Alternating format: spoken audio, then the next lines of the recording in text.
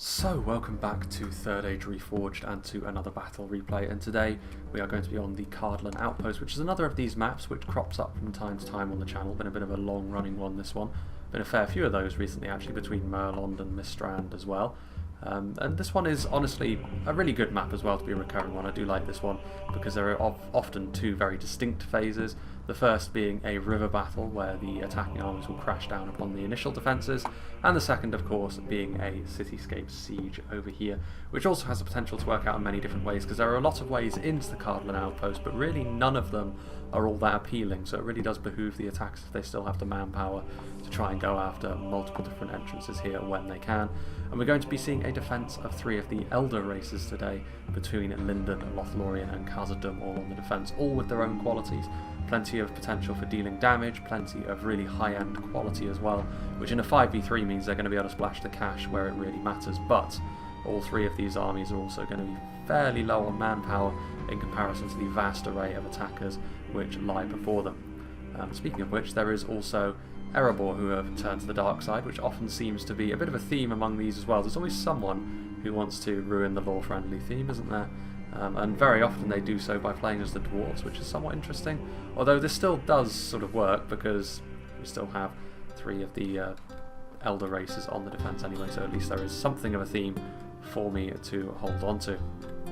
Regardless of that, we will be going through the attacking armies first and foremost, and a long way from home, I suppose, is going to be Khand, played by Y2K86, a familiar face. Khand have been fairly effective recently in terms of what they bring to the table, very often as well, considering I do a fair amount of sieges in terms of the content that I do show on the channel anyway, so that lends itself a little bit more to being more infantry based combat anyway. But even outside of that, we've seen Khand go for more on-foot based armies anyway, and a large part of that has to do with the fact that the way the game is balanced in the current patch, really anything that isn't multiple HP cavalry ultimately is not going to be worth it in the long run. So those really mass cavalry armies that the likes of Khand and Rohan of course can go for don't tend to be all that worthwhile. Now I'm hoping that might change when the next patch does eventually see the light of day, because that would really help add a lot of depth to those armies that are supposed to be cavalry focused. Khand, however, do get away with it somewhat because their army on foot is actually far more potent than people may give them credit for. In particular, they have got a pretty decent skirmish line in terms of their ability to withstand a lot of pressure. Nomadic infantry, a little bit expensive perhaps, but they're a very good defensive archer on a similar sort of wavelength as the likes of the Bardian marksman from Dale or the Balakith marksman from Angmar, that sort of heavy archer. And also they can of course chip in melee when they're out of ammunition as well. They're not an outstanding infantry unit, but they can at least hold their own in that regard. This is where Khan's infantry really does come alive, however. Very similar to Rune, they have a really good armour-piercing core. The combination of the Nurad footmen over here, the line infantry, which their armour values in comparison to the Western Kingdoms of Men are not all that impressive. They're okay, but certainly not to the same sort of level. The shield value more than makes up for that, however, and of course the armour-piercing makes them almost a completely different kind of prospect to try and face in melee. And then they're backed up by yet more armour-piercing in the shape of the Nurad halberds, offering the phalanx, of course, not a pike, which means they are not as long range as they could be, but even so, this is a pretty difficult front line to go up against if you're focused around your armour, like, of course, Khazad are. Then up here, we have some Brotherhood of the Sword, a very different kind of unit in the sense that they are much more based around their melee defense, as are the Variag warriors, sort of a cheaper option to most other heavy swordsmen in the game. When you upgrade their armour, they're a pretty good all-round unit as well for their cost especially. The Nurad Stormguard are in here as well, which add even more to that really deadly armour-piercing core that Khand have. Honestly, they are one of the most difficult to deal with bodyguard infantry units in the game in certain situations, even though you wouldn't maybe expect such a thing from Khand, but they are. Brotherhood of the Bow and Chieftain's Vanguard, two units of horse archers, two kind of different focuses as well. Brotherhood of the Bow a little bit more focused around dealing damage. The Chieftain's Vanguard are very, very tanky, but then you'd expect that from a bodyguard unit. They're also significantly the more expensive of the two. And then a couple of units of Nomadic Marauders for that cheap unit of Javelins, which is always going to be useful for attackers. Now, the player who has decided to break ranks and go for a non-lore friendly pick, we have Jay Keen, who is playing as Erebor. Now, the Ironfoot crossbows represent a real challenge for the defenders to have to deal with. They can't afford for crossbows to post up in positions and start ripping through the ranks of their army, because they can't afford to take that many losses, given that they're all playing as such elite factions on the defence. They only have so much manpower to spare, so this is going to be something they have to watch out for, as of course are the potentially devastating Blacklock engineers, but they often end up being a bit of a lightning rod, the Blacklock engineers, because you can see them coming. They do stand out a little bit from afar because of their black armour, and you definitely want to be dealing with them if you can. Iron for Hammerguard and Iron for Wargoes. This is a big investment from Erebor, and I'm not sure on this kind of map it'll necessarily be worthwhile. In the transitional phase between the fight for the river and the fight for the city, that's where this cavalry could be devastating, but Jake Eade is going to have to be really on the ball to use it quickly enough. A couple of units of Erebor legionaries with some Sons of Durin, armour-piercing bodyguard units, and then high-end line infantry. Axguard of Erebor, got some Dwarven miners and some Ironfoot spears and halberds. Definitely a very elite look to this army. Lots of elite cavalry, plenty of not necessarily bodyguard infantry, but very high-end infantry nonetheless. So strange army, but perhaps it can be really useful as a supporting tool, adding that quality in there, adding a bit of range support, and then of course with that cavalry as well. Then we have MW2 for life. It's been quite a while since that game released, but I remember it. We have got Isengard, more crossbows, again something else that they're going to have to be on the lookout for. They're not shielded like the Dwarven crossbows we just saw, so they might be slightly easier to deal with for the defending skirmishers, but we shall see. Isengard themselves, of course, have got a pretty decent heavy infantry core, which they will need because they will need to withstand a lot of punishment from the defenders here, and stuff like the Uruk-hai infantry is going to be really good at doing that, as are the half-orc spear guard, to be fair. They won't do an awful lot of damage in return like the Uruk-hai infantry may do, depending upon the kind of foe they are up against, but even so, that durability is still going to be its own quality in this battle. Lurtz hunting pack in here, that body-piercing ammunition they have, again, one of those things which the defenders are really going to have to be on the lookout for. There's plenty of targets they need to be prioritising here if they want to be successful. We've seen the Uruk-hai pikemen be so handy for Isengard in the past. They really are a very central pillar to what they're all about, and in the late game they've very often proven to be a match winner. And back here, the elite units, the Trolls, the White Hand, very useful for breaking up defences when they're starting to falter, but they need to be careful considering the Elven and Dwarven quality they're facing. Uruk-hai Berserkers will be far better served going after the Dwarven front line than they will the Lindon front line. Lindon can deal with them much better than most because that armour piercing becomes significantly less of a problem, and also the Lindon high base defence.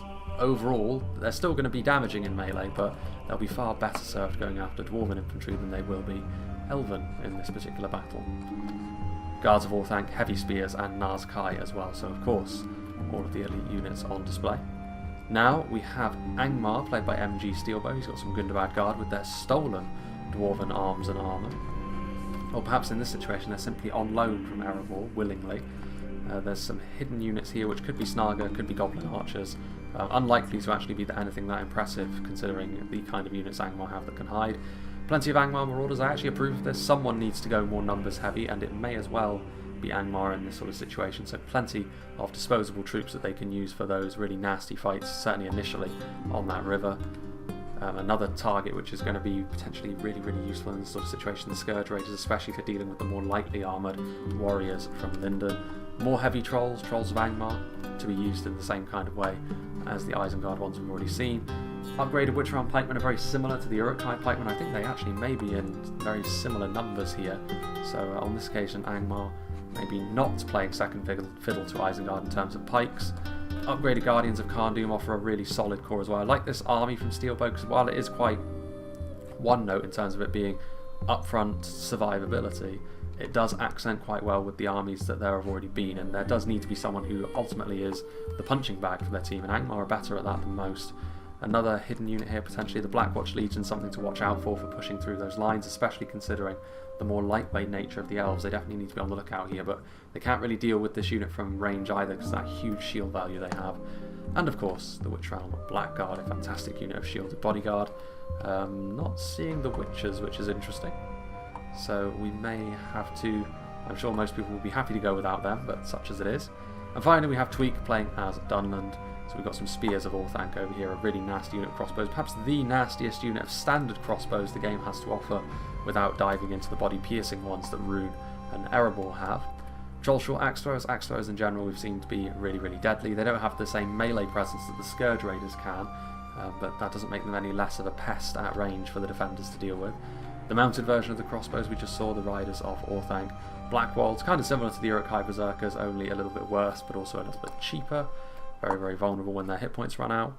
Got some snugger skirmishers for plenty of javelins. Gwathlo trackers playing more on home turf perhaps than any of the other attacking armies today, or units in general.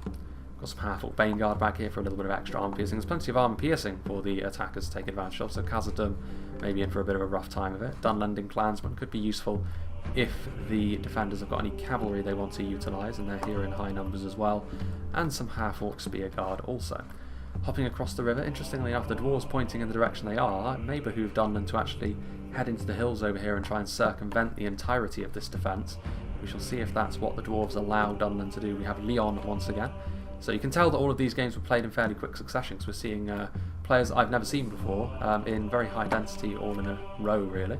Hammers of Gundabad, that locked morale, we've seen it be very, very handy very recently in the battle for Merland, albeit in that situation Khazad were attacking, but just as much on the defence here, because it means they can hold a doomed line for far longer, and that time they buy can be just as valuable ultimately as the damage they can deal.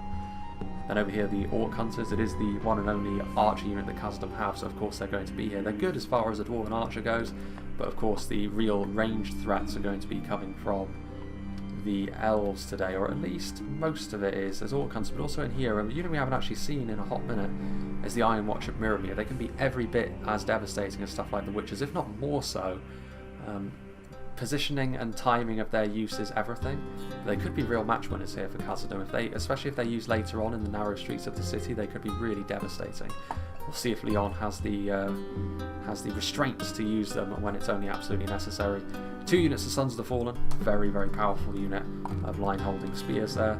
Khazad Reclaimers for the defending axe throwers, the mighty Mithril Guard with their 3 HP. A second bodyguard unit in the Legion bodyguard as well.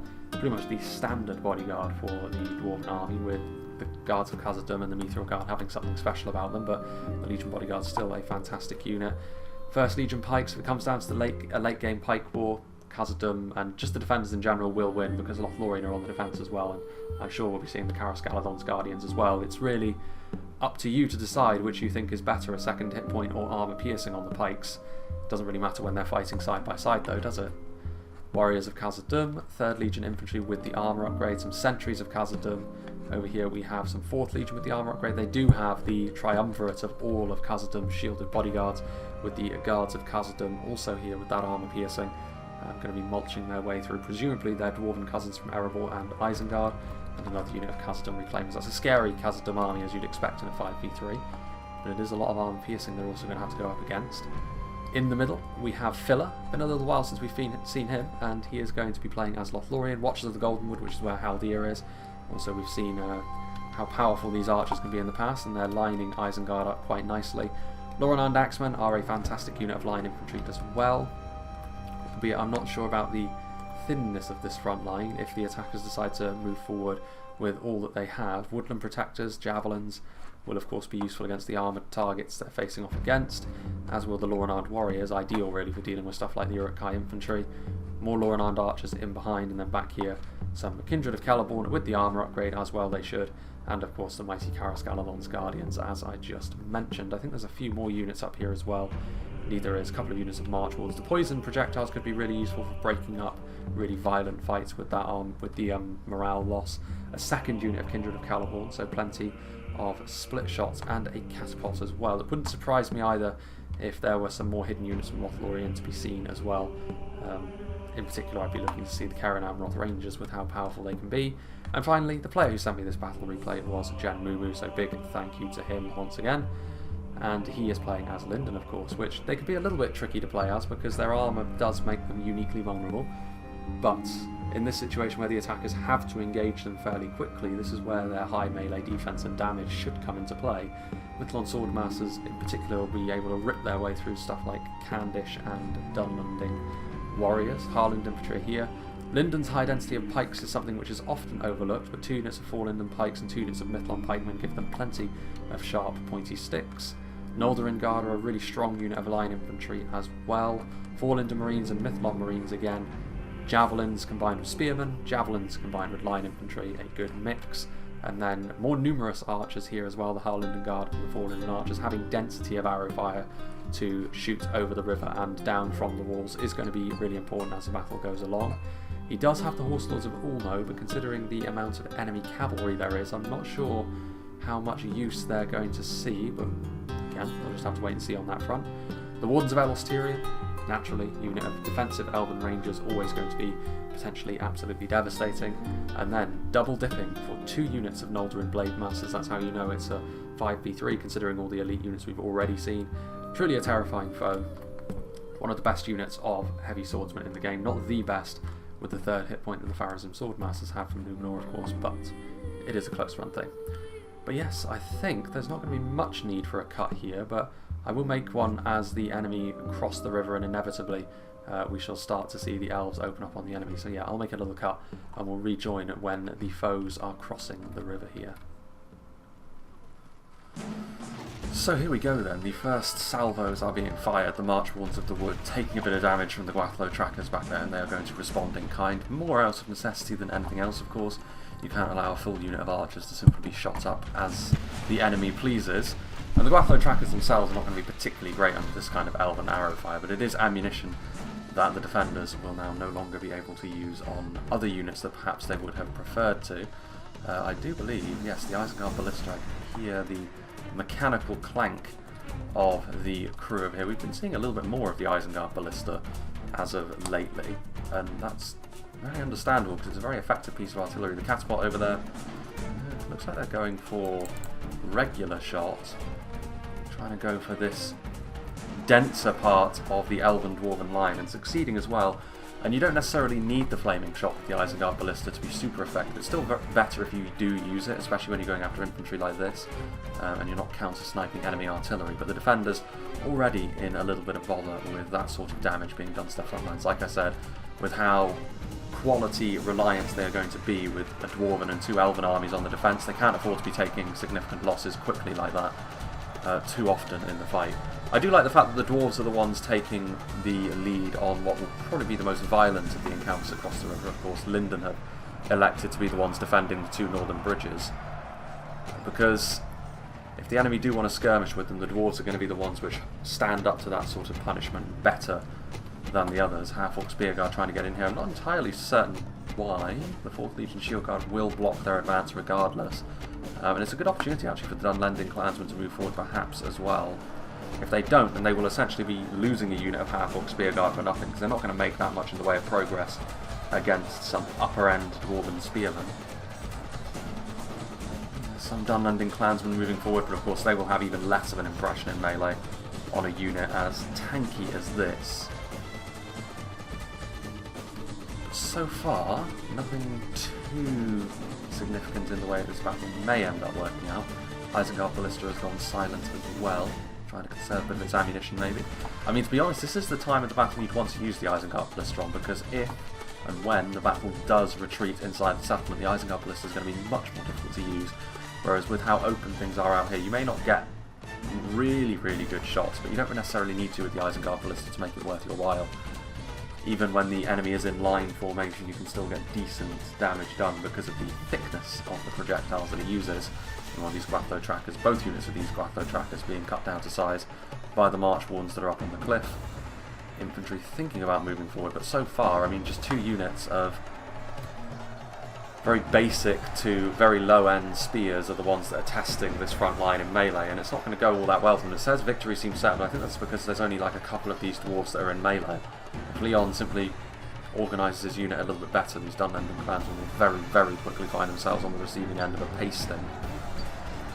Yeah, like the Half-Orc Spearguard are doing, who are a tankier unit in every respect, and they are getting dusted by these dwarves. Further back, I mean, the line is staggered, but they have plenty of reinforcements. They can move forward quickly to get onto this front line, which the attackers, of course, may not have, because they may not want to position a lot of their army onto this position over here, because the catapults and the archers that are up on that high ground over there from Lothlorien would be far more efficient if that was the case. So it is a delicate balancing act here for the attackers. They can't afford to be too standoffish, but neither can they afford to just march right into the welcoming arms of Elven Rangers and catapult fire. So far, Lindon quite happy to maintain their position. Looks like Khazad thinking about moving across the bridges now to test their defences. It is interesting how the reorganisation happened and Canned were the ones that came up here, and with all their armour piercing, I would have thought they would have been a better choice for going across the main area to try and engage with the dwarves, and up here maybe Isengard would have been the best choice for going up against Lindon with their armour and such, or even Angmar, something like that. But it is what it is. Variag warriors will be crossing the bridge, and I would imagine the 4 Lindon archers are going to open up on them, because even with that armour upgrade, the Variag warriors are a prime target for getting shot from afar. Definitely don't have the bulky shields that the Nurad footmen have at their disposal. Well, I'm surprised these half-orc spearguard are actually still in melee with these dwarves. Generally speaking, morale is going to collapse if you don't have the necessary support in tow, but this is Isengard being the ones to come forward in more numbers, Angmar marauders being joined by some Uruk-hai infantry. Dunland clansmen are here. I think Leon is trying to move back. I mean, that wasn't particularly great use of that unit of 4th Legion Shield Guard, I have to say. He allowed it to be really spread out and fractured, and that allowed even a unit of Dunland clansmen to be far more efficient against a unit like this than they had any right to be. So yeah, considering the Dwarven player needs to be the bulwark of this defence if it's going to go well, going to need to do better from here on out if the defenders are going to win. We've already seen very recently how 5v3s can be a difficult thing to wrangle with if you're the defenders, especially when you're as quality reliant as these armies here. Yes, it means that you're going to be able to be perceptively very efficient on the front lines. Over the long haul, that may not matter. Sheer numbers mean that the enemy are just going to crash down upon you until there's nothing of you that's left. Again, the 4th Legion Shield Guard being engaged by the Bane Guard. The Bane Guard would be far better than the Spear Guard in this particular fight because of that far greater attack value and the armour piercing that the Bane Guard come with. And again, like, I feel as though Leon is being struck by a bit of indecision here. And the Shield Guard again a little bit spread out. Kindred of Celeborn firing in. Barrow-wights, clansmen, Snaga skirmishers. I like the way that the attackers are handling business here, a little bit more so than the defenders from a melee standpoint. Still there's going to be those March Wardens delivering their payload consistently throughout. We are starting to see the first examples of engagements from across the bridges. Erebor moving across the bridges with some Dwarven miners and some Ironfoot spears. The Harland infantry will be very much at home against the miners, and even against the Ironfoot spears they will be better for this sort of work, very efficient in pure melee terms. And the pikes are now also moving forward. It is interesting though that the defenders have left such large gaps for the attackers to potentially use, rather than bunching up on the choke points. Not too surprised to see those Variag warriors broken. Is there any get kills in melee that they achieve? Not really by the looks of things. And I would imagine the archers had a huge part to play in that, and the Lothlorien swordmass, of course, a much better unit of heavy swordsmen. It's why I would have led the way with the Nurad footmen. They're not going to be great in melee against Lindon because of that armour piercing, but they will at least be far more resilient to Elven arrow fire. Ironfoot spears defeat is a distinct possibility, with Lindon utilising their pike, something we don't often see. I mean, we don't often see Lindon in general, but to see them so pike heavy is rather gratifying. In come the Noldorin Guard, and this is going to be the end of this unit of Ironfoot spears. Erebor legionaries moving in, and yeah, the miners getting absolutely wasted, and the basic spears not going to be enough against this sort of thing, and the Erebor legionaries will go that way as well because they're simply outnumbered. More numbers across this way is what is required, and unfortunately the dwarves don't have that. And this is going to be a pretty significant chunk of their strength that has ultimately been flushed away. Meanwhile, down here, Half-Orc Bane Guard very much overcoming the initial line of 4th Legion Shield Guard. Plenty of arrow fire coming in from behind from the Loren armed archers.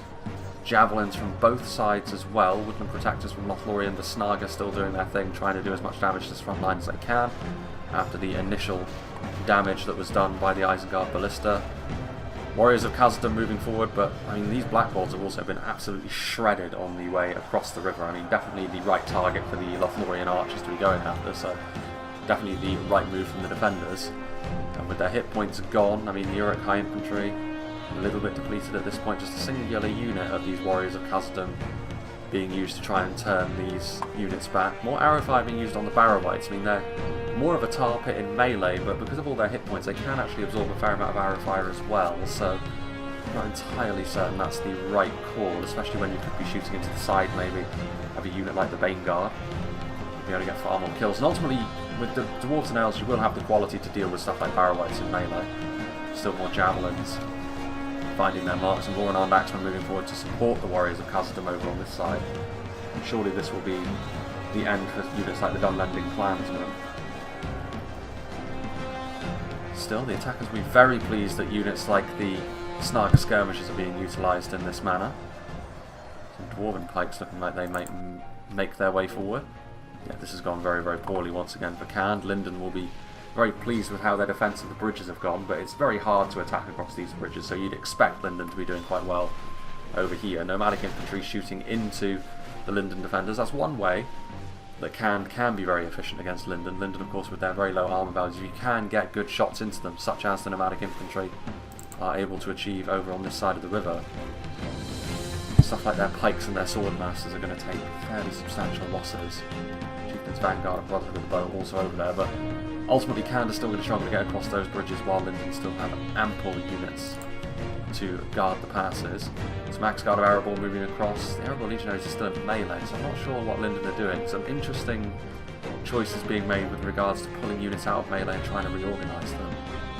Are they trying to give a bit more room maybe for the 4 Lindon Marines to use javelins? They're giving more room, if anything, for Erebor to do their thing. Maybe the Isengard Ballista is being utilised? No. And then I'm not entirely sure what's happening, to be honest, but Lindon should have everything going for them there, at least for a little while longer.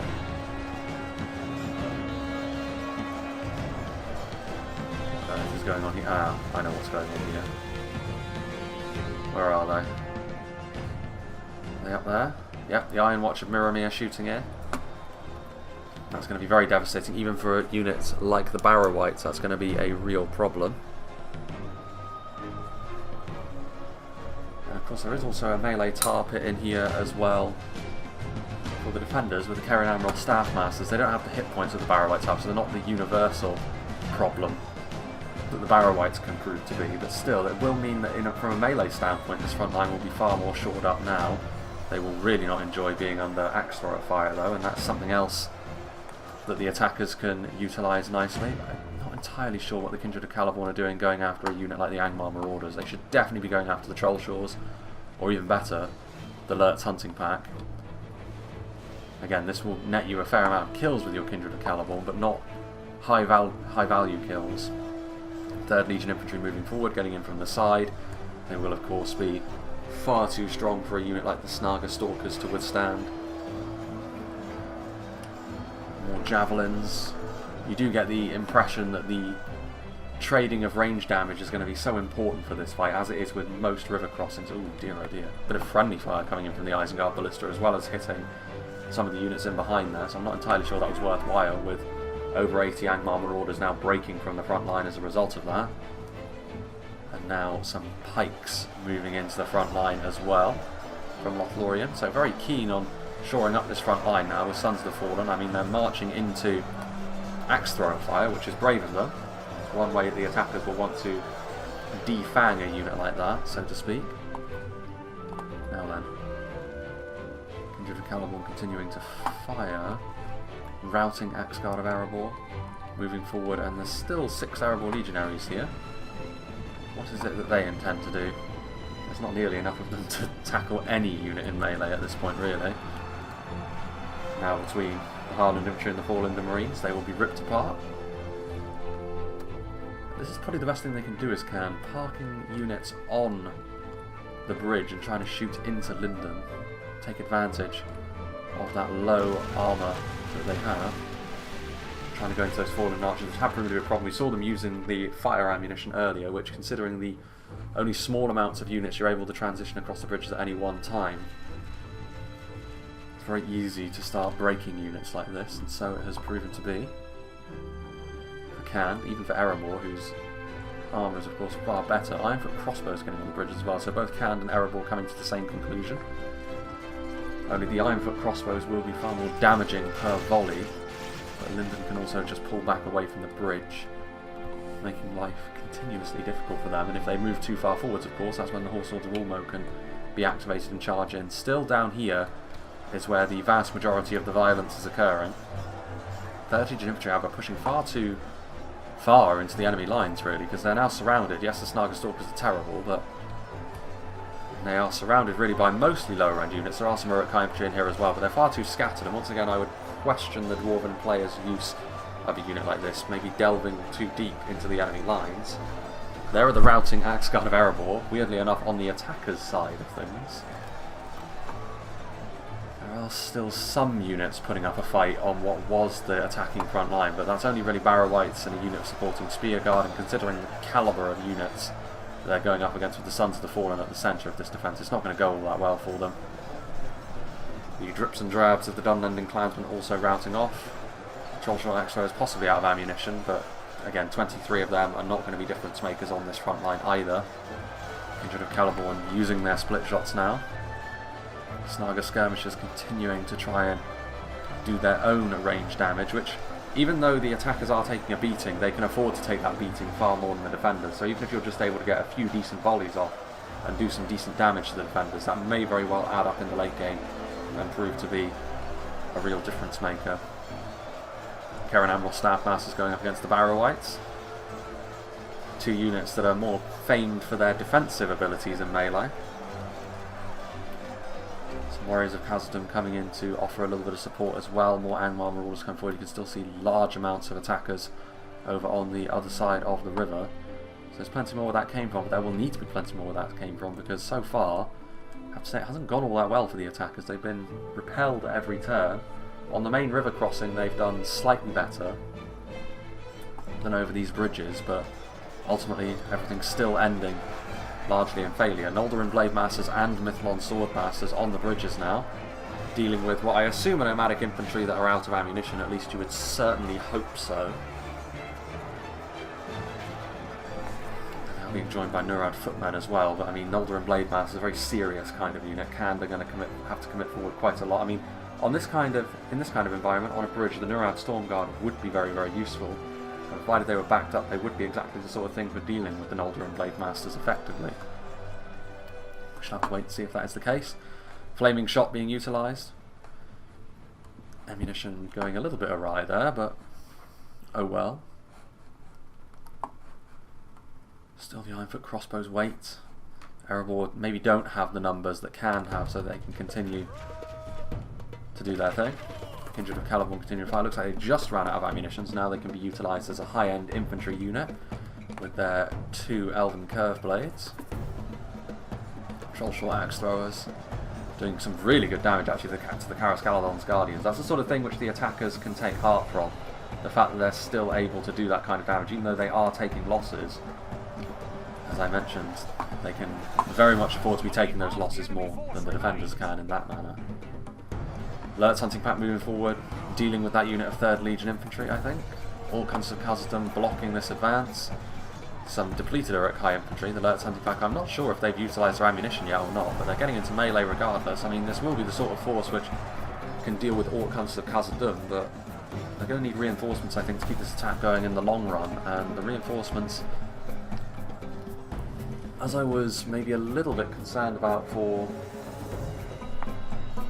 the attackers earlier on, this river crossing is one of those awkward situations where their reinforcements tend to be too far away to be utilised quickly in the event of an emergency.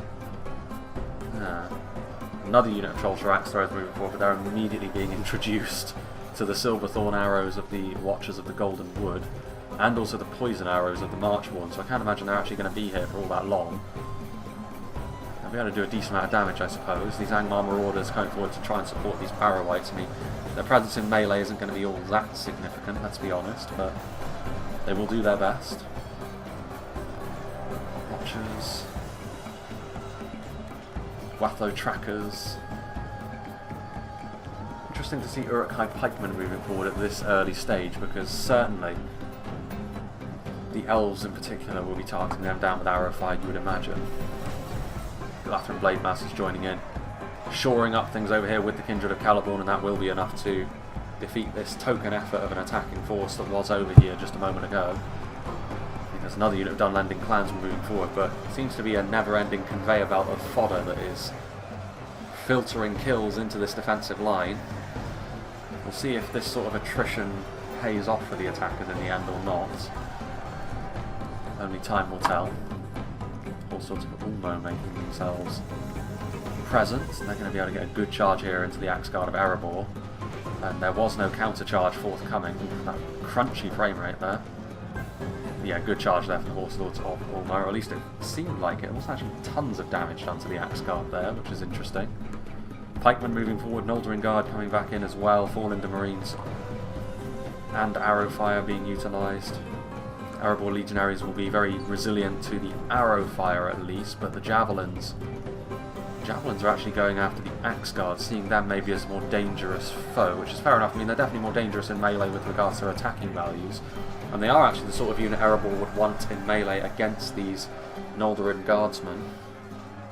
But without the necessary support to back them up, I still don't think they'll be able to make this attack stick, which is proving to be a bit of a theme in this battle so far. This Iron-foot crossbows trying to do their thing. I mean, this is a fairly good catch from the Dwarves of Erebor. These Erebor legionaries will very easily defeat when they're at full strength like this, a unit of 4 Lindon Marines, and especially with a few crossbow bolts coming in here as well. This is the quick demise of this unit. Are Khand making any inroads? It doesn't look like it, because the elves are still occupying the bridge, at least to a certain extent. I mean, surely this Khandish army would be too much for Lindon at some stage, and they are now trying to focus down the Blade Masters at range. And maybe these are the first cracks showing in Lindon's defence, because you do get the impression that if Erebor and Khand come forward with all their might at this point, they wouldn't be able to withstand it. Victory seems certain for them. Iron-foot crossbows, maybe trying to bank their shots into the Lothlorien Guard. I mean, that is the sort of foe that you want to be focusing down if you can, and with the armour piercing in melee from the Axguard, it is an even fight so far. Lindon may need to commit forward some reinforcements of their own. Over yonder, just this one unit of Dunland clansmen remains, which surely means that they aren't going to last all that much longer in melee. Wavering. I mean, they're getting killed in droves very, very quickly. Sad scenes for them. And now yet more damage being done by the split shot projectiles of the Angmar Marauders. The Guardians of Khand Dûm can do really well under arrow fire. That is what they are designed for, but even so, it's going to be a little bit worrying for the attackers to see every wave they send forward take crippling losses before they even arrive in melee against the kind of quality they're being asked to deal with. I mean, again, that Isengard ballista, they are getting some decent hits. It would be better if you were using the flaming shot, not only for the increased damage, well, size of the damage of projectile, but also far more likely to have some sort of morale shocking effect when you're using the flaming shot. More unarmed archers and woodland protectors moving forward to block the continued advance of the new Angmar infantry that's on the front line. Moving forward with the Gundabad Guard. Zurich-High Pikemen doing quite well on the front line as well. I mean, they did take losses on the approach, but maybe not as much as they should have. And they are now keeping those staff masters at arm's length. Maybe pike-to-pike combat is the answer though. With some centuries of Khazad on the way as well.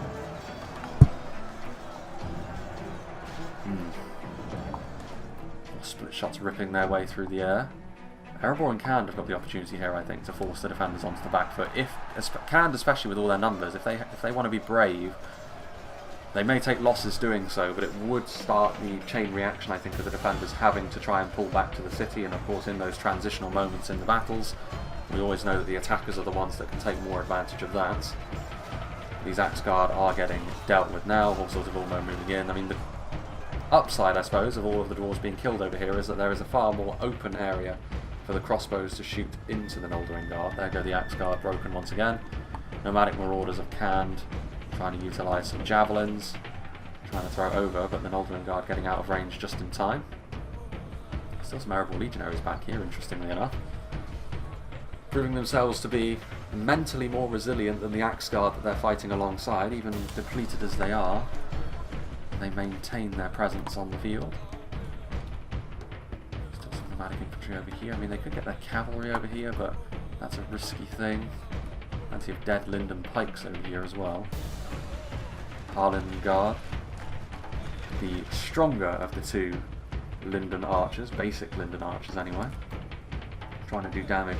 I mean, Erebor, of course, are going to be better at dealing with this sort of thing than most, but I think they are actually maybe going after the almost completely unarmoured denizens of Khand that are on this bridge, and not well, the Iron Foot crossbows I think are out of ammunition at this point, so being used as a bit of a bulwark to allow the Dwarven cavalry to move forward. The Iron Foot wargoats, I mean, this could be a good opportunity to utilise them actually.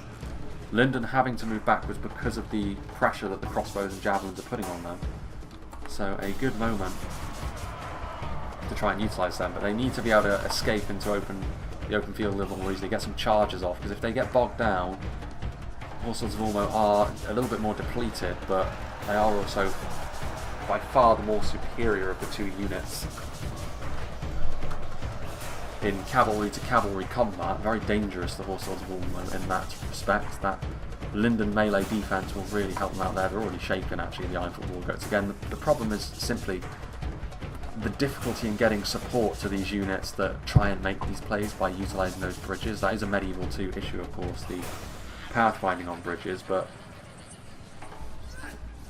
it is something that the attackers do badly need to do. The Ironfoot Wargoats on their way down here, maybe to try and get a rear charge into the main front line, as it always is, this river crossing, and plenty more reinforcements are here now. More Isengard pikemen, Angmar pikemen, guards of Orthanc, so they really are turning up the pressure over here, and even with just a couple charges from the Ironfoot Wargoats, that would be a useful thing, and they do manage to land their charge against the Galatharan Blade Masters.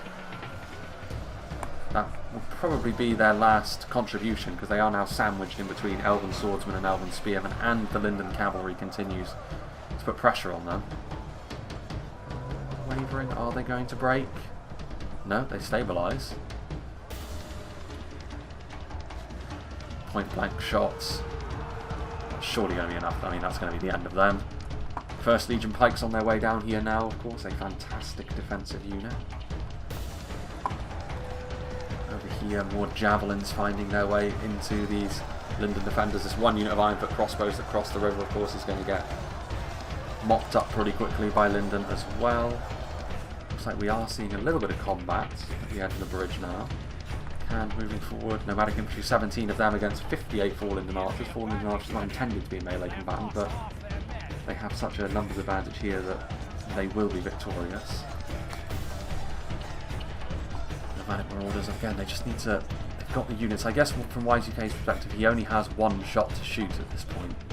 So when he moves forward, he wants to make sure it's at the right time, but I think they and Erebor do need to put more pressure on Lindon, because that would also mean that the slightly better foothold that the attacks are gaining down here would also be very, very useful, and this is the moment, I think, to start turning up the pressure on the defenders. It may backfire on you, and you may end up losing the battle as a result, but nothing ventured, nothing gained. Meteor Guard are on the front line now, and they will be easily able to withstand the attentions of half-orc spear guard. Javelin fire trying to make their way into them. Uruk-hai pikemen will be relied upon to try and do the business against the Mithril Guard. Khazad and Reclaimers are up here, so that's something else which the attackers will really not enjoy being under the attentions of, the scrutiny of, and I mean, shields are a big factor in blocking the damage from axe throwers, and the Guardians of Kharn being hit in the back by those throwing axes, so that will be enough to do some decent damage to them, but not crippling damage. I don't think the attackers will mind too much. That's the use that the axe throwers are finding for the defenders. Guards of Orthanc helping to shore things up with the Witch-Armed pikemen over here. Hammers of Gundabad were added to the front line at some stage, but you can see they're being rather effectively kept at bay by the Angmarin pikes. That's unfortunate for the defenders. I mean, the Woodland Protectors are here as a sort of secondary line if they do end up breaking through. Perhaps this is the moment for the Trolls. Trolls of the White Hand moving forward. There's still a fair amount of high damage units on this front line, but it's fairly thin, this front line now, so maybe the addition of the Trolls is the sort of thing. With the Guards of Orthanc also, they're trying to slip their way through on the side to get into the Woodland Protectors. Yeah, this could be the moment for the Trolls. They need to get some more infantry in support. I mean, there is this unit of Guardians of Kharn. They can move forward. Half-Orc Spearguard routing in the face of the Mithril Guard. Definitely a very mixed bag for both sides over here, which usually equates to the attackers being happier with it, because you need to be a little bit more dominant when you're the defenders in these kind of fights, to be satisfied with what's happening. Over here, Lindon Guard. Again, the problem here is that the canned forces are just not sending enough across the bridge to make any kind of impact, and with that they're getting shot up pretty badly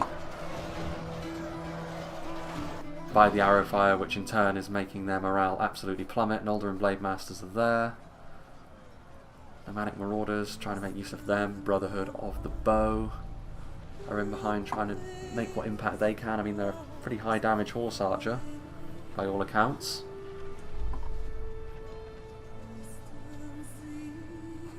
But it's not going to be enough, I don't think. Erebor as well. I mean, something that I don't really agree with from an Erebor perspective is too many of their units are way back here for no real reason.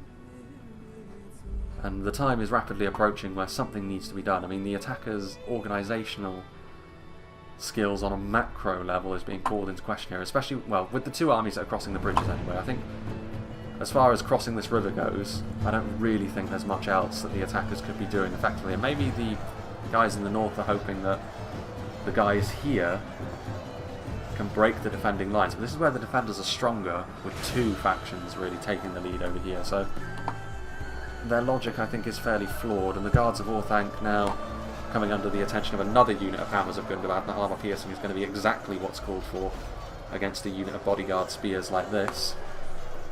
The Trolls way into the backfield over here, which is all well and good.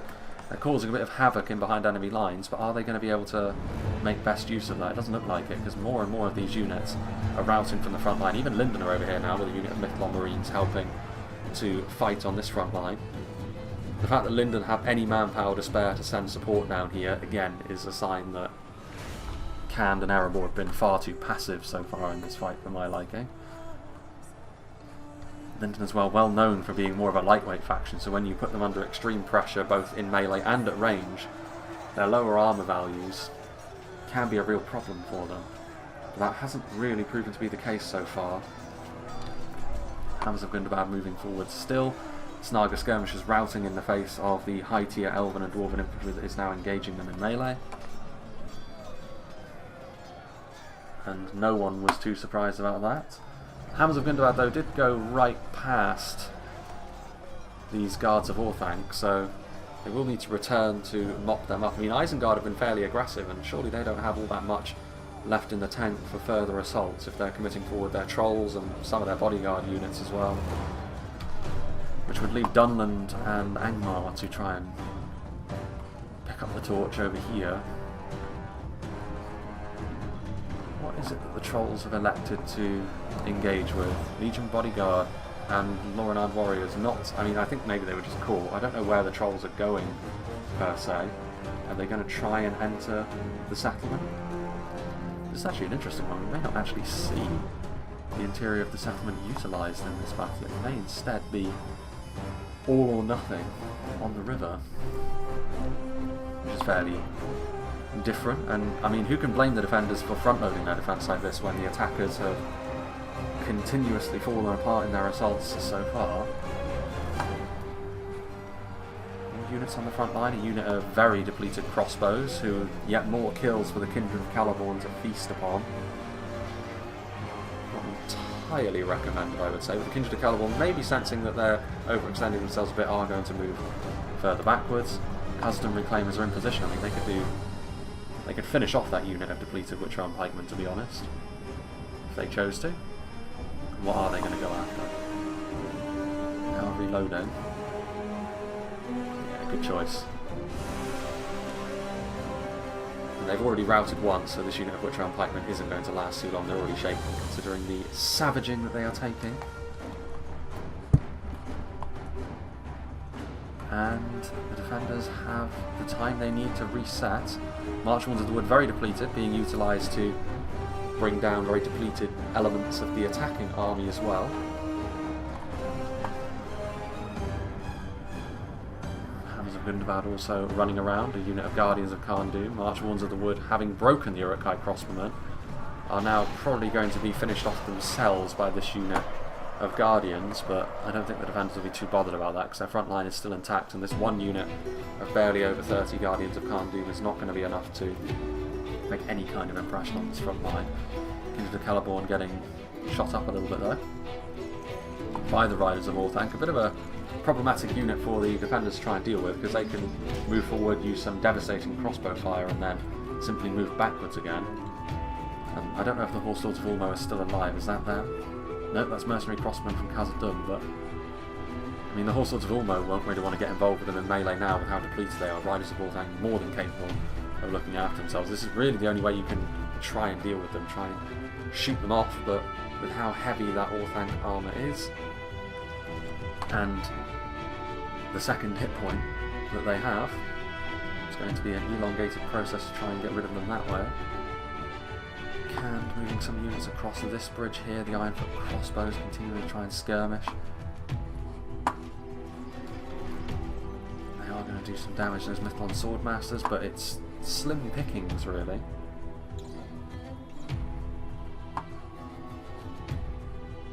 Four Lindon archers trying to finish off the 9 nomadic marauders that are still on the bridge over here. Still some Khandish forces over here, but I don't know.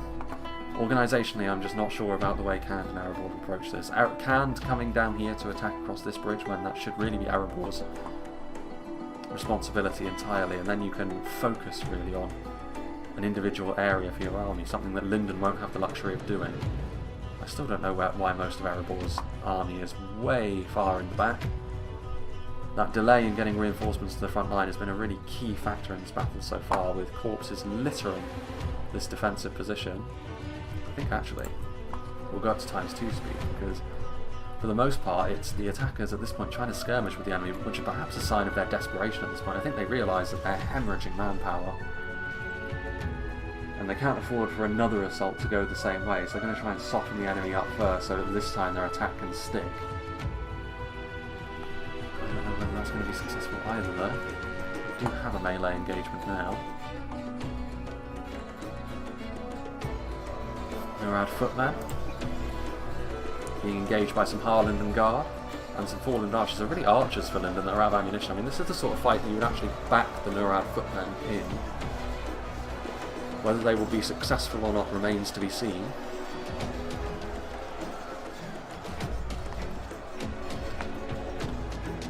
Still the Ironfoot crossbows attempting to offer some support. There's Brotherhood of the Bow back there as well. Ironfoot halberds slowly trudging their way across this front line, or this bridge I should say.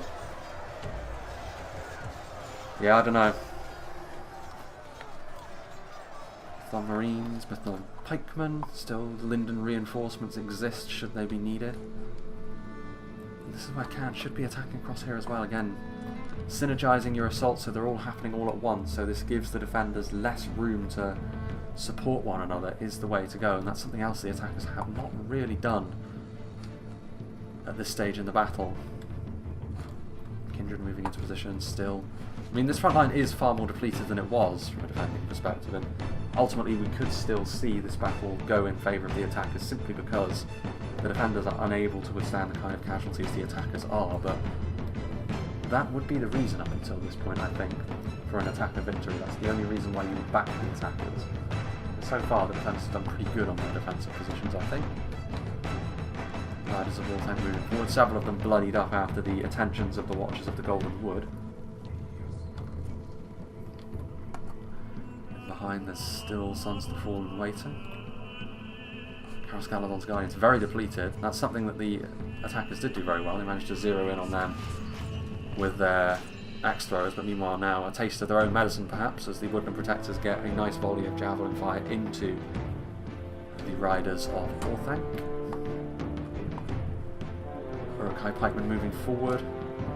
Again, this is a very token effort of an assault. They're not sending forward enough units in these attacks.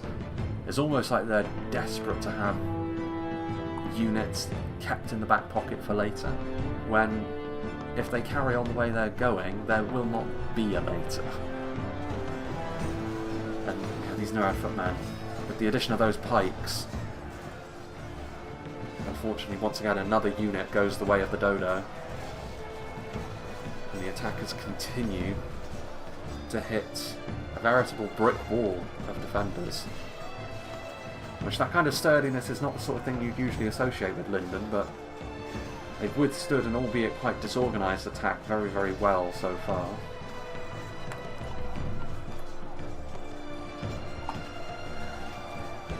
Lothlorien's getting some good javelin fire into these Ironfoot halberds, who, I mean, they will be enough to bludgeon their way through a depleted unit of Harlan and Guard, but by the same token they're also going to be taking losses on the approach, which will not be great for them. All crossbow bolts, with some Sons of Durin in the background as well, so maybe Erebor are ramping up how serious they are about trying to get across these bridges. Well, devastating damage being done, but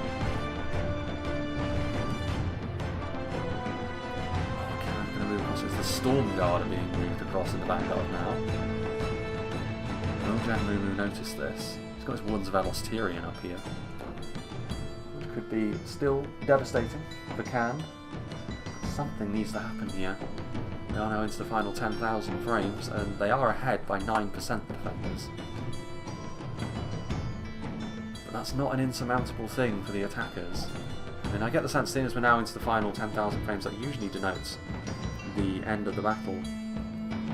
I imagine what's going to happen is all of a sudden a all or nothing death or glory push from the attackers at some point is going to be forthcoming, and considering that there's not a huge amount of ammunition now being utilised, oof, Northern Warriors getting a bit of a beating there,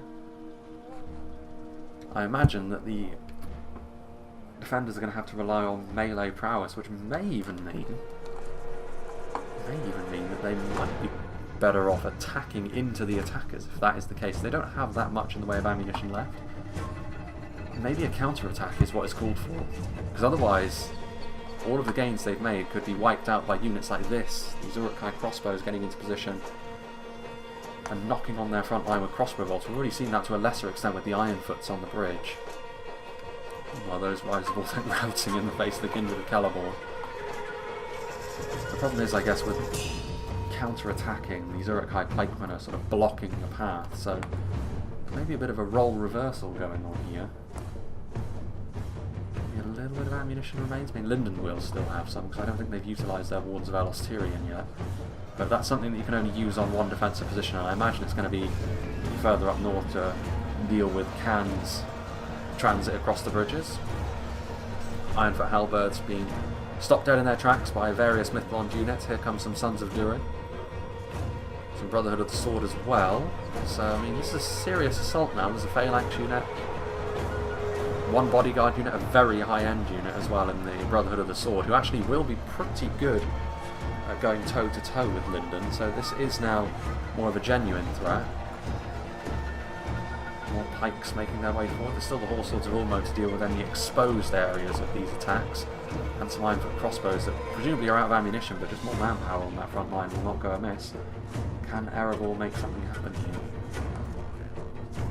Whatever happens to those Nurad Stormguard, they're still not moving forward just yet, and I think it's because of the Wards of Lothlorien.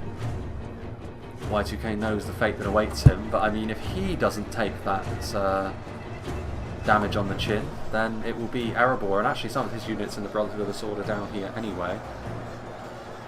Victory seems certain now, so could this be the opening the attackers have been waiting for?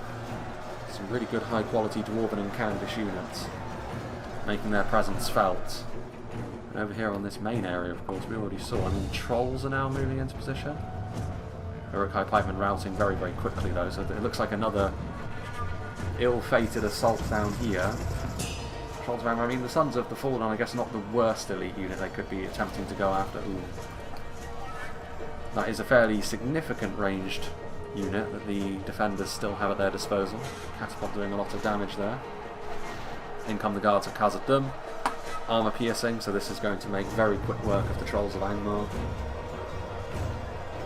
I think this fight down here will continue to go pretty poorly, but the fight against Lindon has the potential to go far better, but I mean, they are running out of time here, the attackers, I think, and the fact that there are still some ranged presence on the field, Blacklock Engineers, that's definitely the sort of unit that you want to be dealing with. I only saw the Ironwatch of Miromir utilised once, interestingly enough, so maybe they do still have a bit of ammunition there.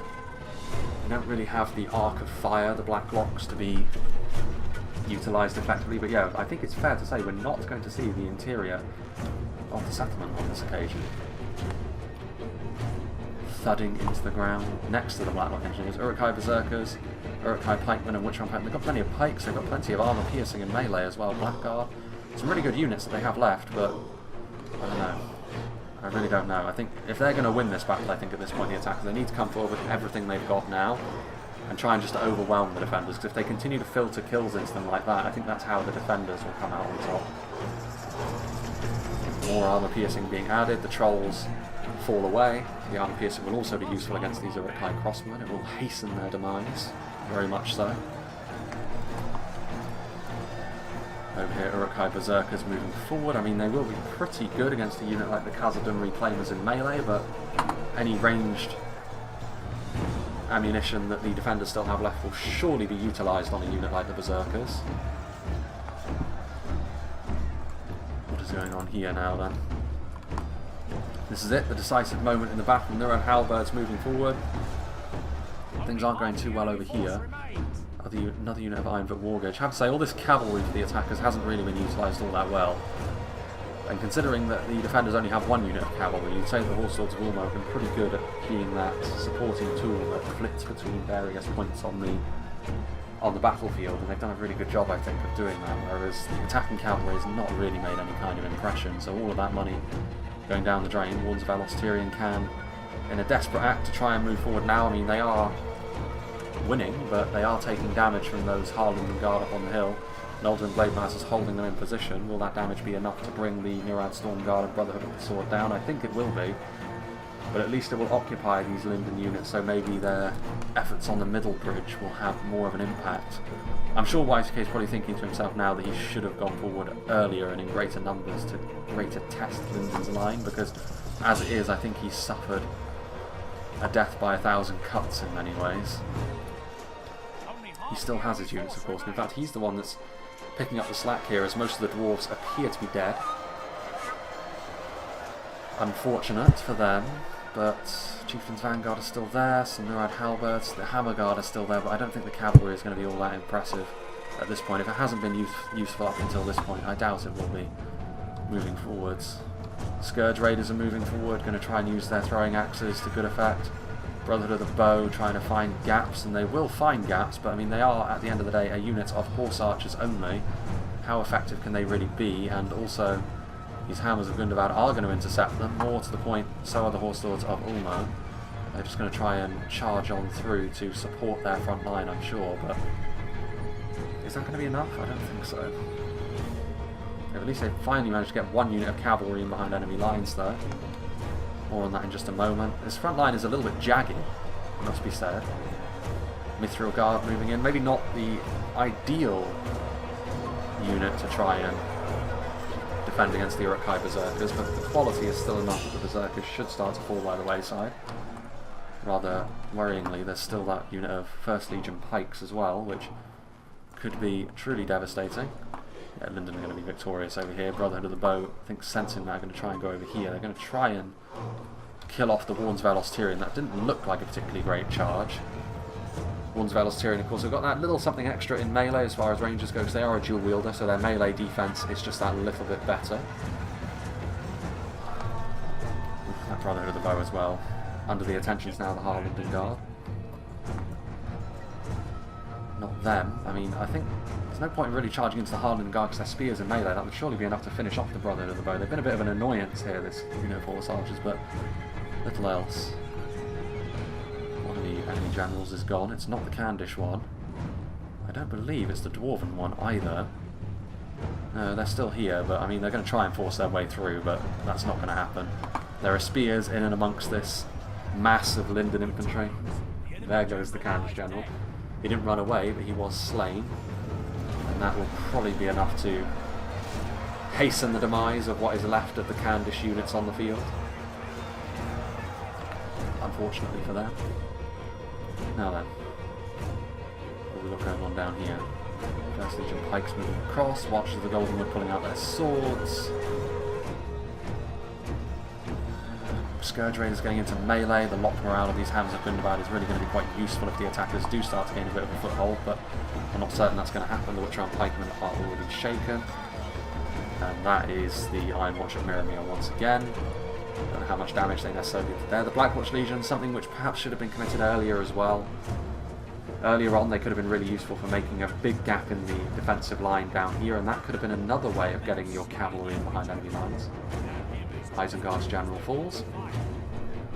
But as it is, I think it's a little bit late for them to be doing that, and instead they're just going to have to be utilised as a heavy infantry unit, which they're not terrible at, but it's not where they shine either. And I think this is going to be a case of the defence just being unrelenting. I mean, with the Iron Watch as well, definitely going after the Spears of Orthanc there. Another unit which if they can shut down. Dunland clansmen waiting. I don't think they have any reinforcements over here, so yeah, it's a case of they've thrown everything in here, the attackers. Better late than never, I suppose, but it's not going to be enough for them to win the battle, unfortunately for them, I don't think. Getting in and amongst the Mithril Guard. I mean, they're making a mess of the defensive line, the Blackwatch Legion, but they're going to be made to pay very dearly for that, given the calibre of units that they're pushing into. Mercenary Crossmen in position. Karen Amroth Rangers, who are still hidden. I'm sure that they've been utilised intermittently and we just haven't noticed them. Very difficult to keep track of that sort of thing. First, yeah, this is very much going to be a defensive victory. Very impressive display of quality on the defence, and an example really of how not to handle an attack, I would say, with regards to the amount of units being committed forward intermittently. No real cohesive plan from the attackers. And 5v3s like this, you can afford to maybe be a little bit clumsy as the attackers, but not as clumsy as this, I would suggest. It is what it is, though. I suppose there's nothing really to be done about that. Still, these Noldorin Blade Masters will be carving their way through the Nurad Halberds. A phalanx unit they may be, but when they're bunched up in this kind of engagement, they will be put to the sword. Swords of Alos Tyrion as well, not taking too many losses. Yeah, and you can see now they're actually pulling ahead in terms of kills. The attackers' efforts collapsing rather quickly as the defenders motor towards a victory. This is probably one of the more dominant 5v3 victories for the defenders we've seen in quite a while, and it was actually fairly straightforward in terms of how they approached the battle. I feel as though the fact their defence remained strong was the key here, because they were able to utilise their quality in the best way. If gaps had appeared, and if there was one of those transitional phases between the river and the settlement itself, that's where this kind of force that's so quality-centric could have become unstuck. But ultimately, because the attackers weren't willing to move forward and take the fight to the defenders in the way that was required, they never had to deal with that problem. As a result, they have been very nicely dominant, you'd have to say. I think it's time for times two, because at this point it does feel like clean-up duty only. There's not all that many units left on the field down here, and this is where most of the quality, well, I say that. Still the Storm Guard in the north, these Witcher-Armed Blackguard will be dealt with by the Hammers of Gundabad. The Angmar General still lives, but surely not for too much longer. Players are admitting defeat now. And again, you see that Iron for Hammer Guard running away. Maybe the last unit we see on the field, to be honest with you, if the Dwarven player wishes to go the Nurad Halberds. The Dwarven player wishes to kite around with his hammers. Speaking of which, I mean, he's going to cycle charge in and out here, which will give him a few more kills come the end splash screen, but like I said, cohesion, number of kills is going to be unimportant when you consider... Is that Angmar gone? Looks like it. Looks like they're still fighting the good fight, or I say they, he, the Angmar General. I suppose he's fortunate really that it's the catapult crew that were hitting him there, but now that he's advanced a little bit further into the Hammers of Gundabad, surely that's going to be the end of him. Goes to show how tough the generals can be. They can withstand several hits from that sort of thing. And we still have over 1,000 frames of this kind of fraudulence going on, so we will go to time 6 speed. At least the Dwarven player isn't kiting around and he is merely accepting his fate. Or is he? He tried to charge back in, tried to get a cheeky charge, but it's not going to work for him. Oh, he charged through the stakes, that's unfortunate. By the victory we have won here today. An inglorious end for the Dwarven general as he charges through the stakes, but yeah, a very well earned victory for the defenders here. I mean, they didn't really have to do anything too clever or fancy, they just needed to make sure their front lines were built correctly and that they utilised their ranged resources to the best possible ends, and I think they did that. For the attackers, really the attackers, there's much more to talk about with them because, like I said, that organisation, the synergy between them wasn't really there. I think for Isengard, Angmar and Dunland, it's a little bit less egregious because they could have committed the Blackwatch Legion forward earlier. There were still issues there, but I think with Erebor and Khazad, they were far too passive in the north, and you can't rely on the three armies breaking through down here against that kind of quality in a choke point. They could have done some things to do that, yes, but ultimately some of the responsibility has to rest with you. Like Lindon were on their own up here. If you attacked full bore across the bridges, even relatively early on, one of you may very well have been absolutely dusted. Probably the dwarves, because the quality would have been the sort of thing which would have attracted more of Lindon's attention, but it would have given Khazad the opportunity to smash through with sheer numbers, get their horse archers in and amongst things, make a real mess of the northern defence, and then that would have forced a transition back to the settlement, which is where ultimately the attackers could have pulled out a bit of a lead, but that never happened ultimately, and that is why the defenders went on to win, so very well done for them. Let's see what did the damage for Lindon. 384 kills on some Wardens of Lothlorien, so again, that's good use of the Rangers. We didn't really see the Rangers get utilised, but it's kind of difficult to keep track of archers like that. Both units of Nolter and Blade Masters mucking in with a good amount of kills as well. Horse Swords of Ulmo being used, like I said, as that unit which was running around, putting out fires where necessary, where they were. There weren't too many of them, to be fair, but you know, they were good, getting some decent charges in. Some decent units as well. We saw them charge into that Axe Guard of Erebor unit after all. Harlingen Guard and Forlindon Archers, basic archers doing their thing. Marines, Javelin Fire, one of them doing quite well, the rest, I mean, fairly average to below average performances there. Harland Infantry doing quite well, Forlindon Pikemen, yeah, the pikes really just forming up the front line, not necessarily needing to get a whole bunch of kills. But yeah, big thank you to Jen Mumu for sending this battle in for me, and a big thank you to all of the players as well for being a part of this battle replay. As for what's coming out next, I have been given another custom scenario, this one by Theron, as he's known on the Discord. So for reference, this is going to be one of the last two replays I'm recording before I go home for Christmas. So I will be recording this in December, but it'll be late January by the time this replay actually sees the light of day on the channel. Moving forward, like I said, there's that replay that I've got, which I have been given at this point, but I obviously won't be able to record it until I get back to my flat. I also, of course, will be then doing the top 5 Spear Infantry from Rise of Mordor. Those are the only two videos I actually have definitely in the back pocket as well. I've got a few Silmarillion replays, but I don't know which of those I will be doing when I get back as well. So technically, I guess I've got 3 videos that I have that I know I can record. But other than that, we'll wait and see. I mean, over the Christmas period, maybe I get sent more stuff and it will move my schedule around a little bit. We'll have to wait and see, which will take us into probably up to mid-February, I would imagine. And from then on in, there's no point in making plans any further than that, because plans are fragile things, especially when you look into the long-term future. But yeah, irregardless, big thank you to all the players and to Jen Mumu in particular for sending me the replay once again. Hope you enjoyed this, and I hope you'll join me for whatever is next.